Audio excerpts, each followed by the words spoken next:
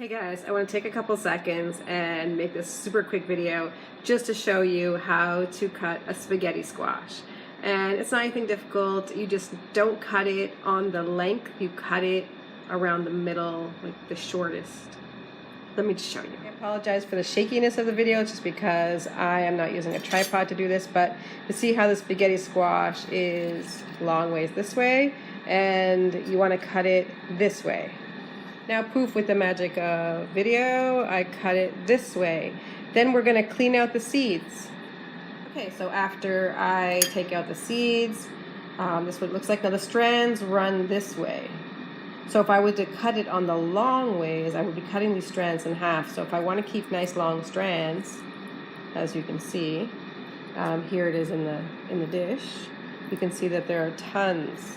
So you can twirl it like spaghetti. Now, spaghetti squash is a great substitute for pasta. You can mix it half and half with pasta. It only has 31 calories per cup. What I'm going to do is top it with some spaghetti sauce right here.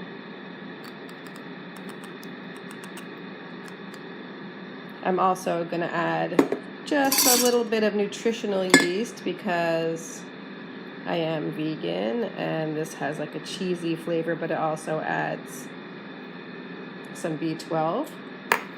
I'm also going to add a little protein because spaghetti squash has hardly no protein at all.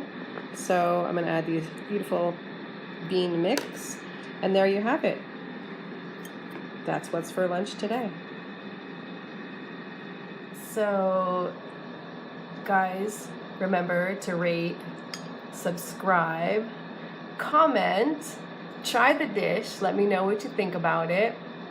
Super simple, super delicious. I cooked my squash in an Instant Pot and I cooked it for 20 minutes whole. I didn't have to cut it in half and slice it and put it in the oven and run the oven all day. So guys, cheers. Thanks for watching.